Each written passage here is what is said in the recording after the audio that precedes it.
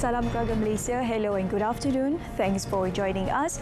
I'm Shuhaida Arifin and you're watching Updates at Noon. Making the headlines today. 318 arrested for alleged drug trafficking offences. Sri Lanka halts all fuel sales for 2 weeks.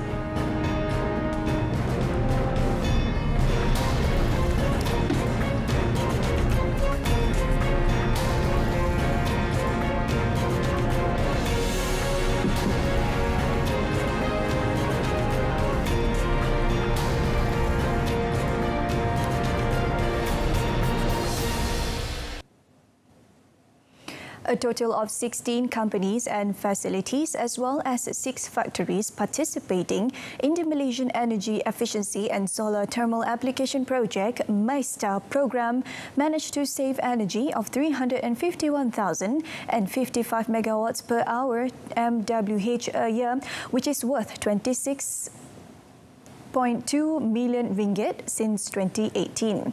Science, Technology and Innovation Minister Datuk Seri Dr. Adham Baba said MISTA, organised by United Nations Industrial Development Organizations UNIDO, was aimed at reducing greenhouse gas GHG emissions in the industry by supporting and improving energy efficiency.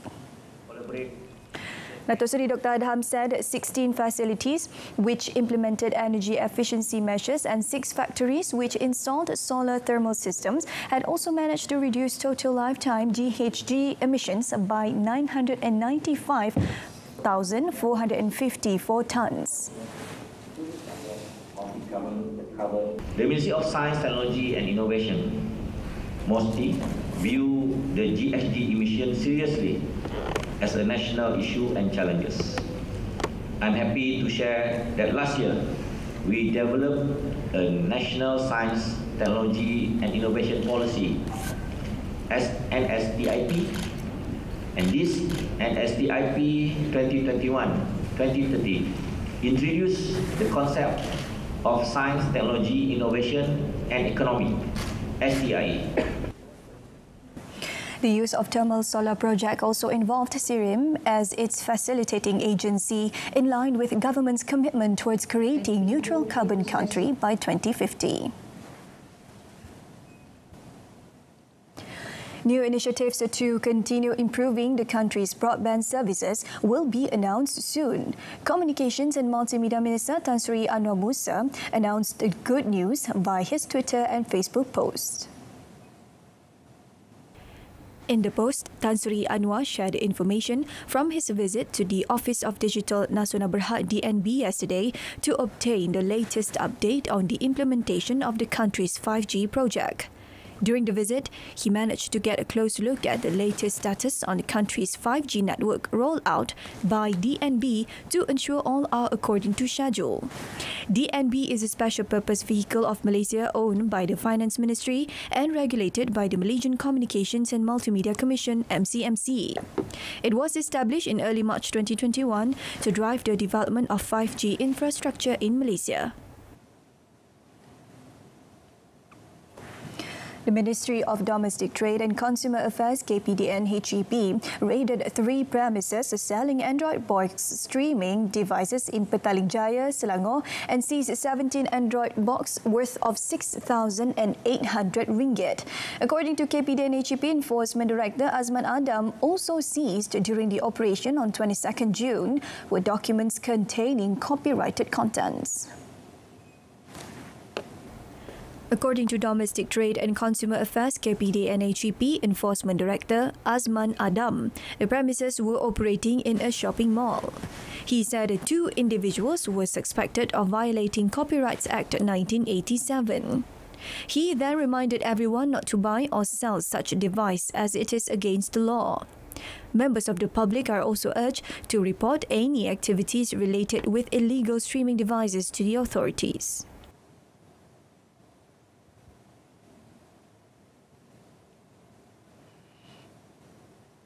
The Malaysian Nuclear Agency, Nuclear Malaysia, will increase the production of IS-21 paddy seeds when its production plan is completed later in September this year. Its Director General, Dr. Abdul Rahim Harun, said the IS-21 paddy seeds have been planted in several areas, totaling 70,000 hectares nationwide since November last year.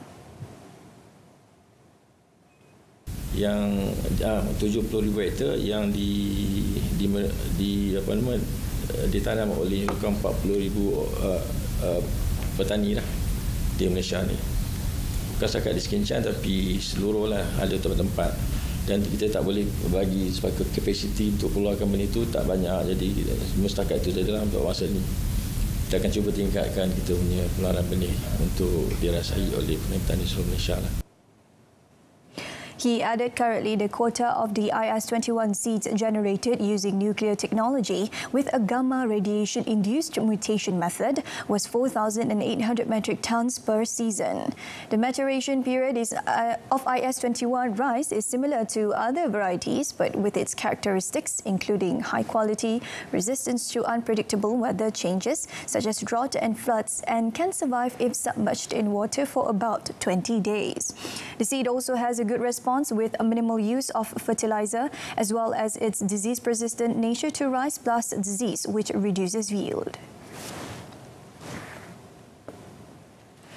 The Department of Veterinary Services Malaysia (DVS) and the Department of Livestock Development Thailand (DLD) have agreed to improve the technical procedures for importing cattle to meet the supply of sacrificial cattle in Malaysia. DVS in a statement yesterday said the mutual agreement would facilitate the importation of live cattle from Thailand, such as providing options in disease-free certification of imported sources, including shortening the quarantine period in Malaysia to 3 days. DVS has advised all parties involved to obtain an interstate livestock transfer letter for monitoring purposes, as well as an external slaughter permit for the purpose of slaughtering cattle outside the slaughterhouse. The document can be applied for at the nearest state or district veterinary service office. This is to allow veterinary service officers in the state or district to conduct monitoring and inspections to ensure that the livestock is free of disease and infection and the sacrificial meat is safe for consumption. In March, DVS and DLD reached an agreement on a protocol for the import of live cattle following the reauthorization of the importation of live cattle from Thailand. Police arrested 318 individuals on suspicion of being involved in drug trafficking and addiction in raids named Op Tapis Khas from 21st to 23rd June. Johor Police Chief Datuk Kamarul Zaman Mamat said the operations involved all districts with a special focus on Felda, mobile ports and residential areas. A total of 299 males and 19 females aged between 18 and 70 years old were arrested to assist in the investigations. The suspects will be investigated under Section 39C of the Dangerous Drugs Act 1952 and Section 3, Subsection 1 of the same Act, Special Preventive Measures Act 1985. He said police also detained 52 wanted persons and 28 drug dealers. He said various types of drugs, namely heroin weighing 567.50 grams, shabu 89.22 gram, cannabis 11.61 gram, and 1 aramine 5 pill, yawa pills 2, ketom water 226 litres, ketom leaves 18.14 kilograms were also seized. All the drugs are estimated to be worth over 13,000 ringgit. And the amount of these drugs, if they continue to be on the market, can be used by 3,814 addicts.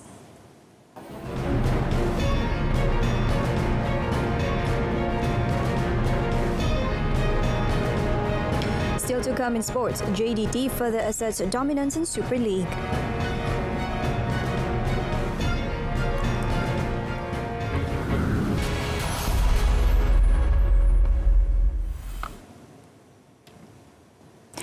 Johor Darul Takzim JDT strengthened their lead on top of the Malaysian Super League after beating Petaling Jaya City FC 4-0 at Sultan Ibrahim Stadium last night.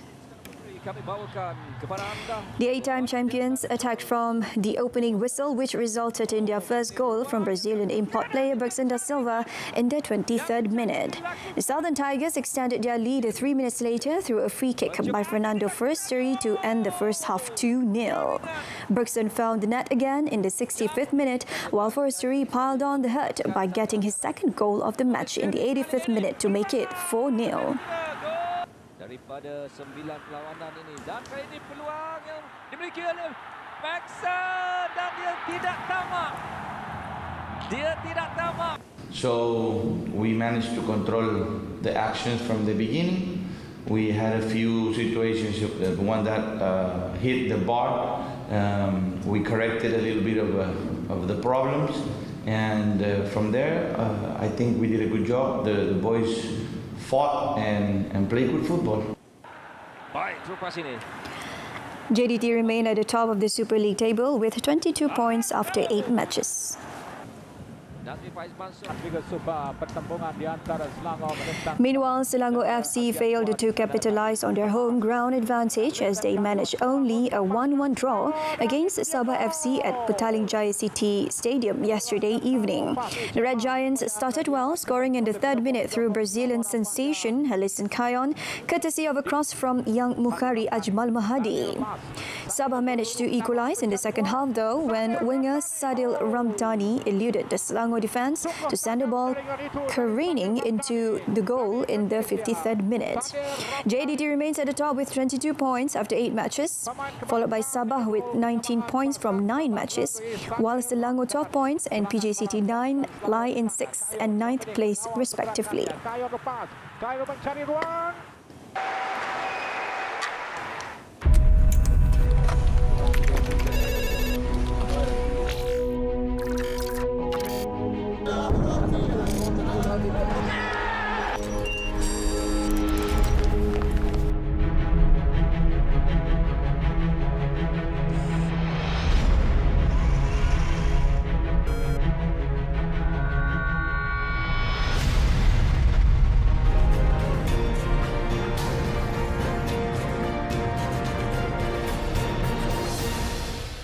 With the MERS 999 application system, getting emergency assistance is now easier.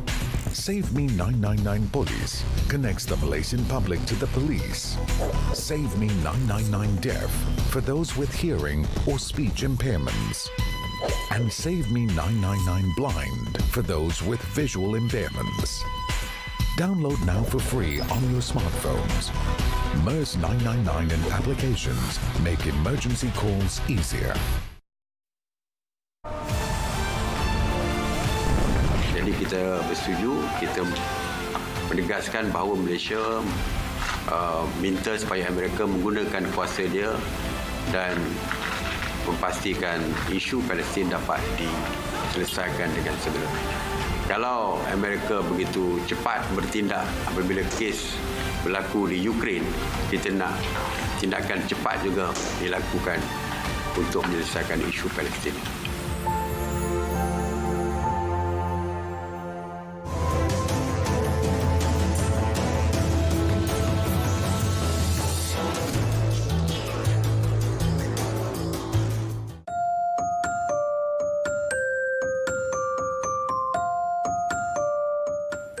There has been a drastic increase in suicide cases as compared with previous years. According to PDRM, as of March this year, a total of 336 suicide cases were recorded. We can manage this issue if we are able to identify the symptoms of early depression. Don't go through it alone. Go and get help.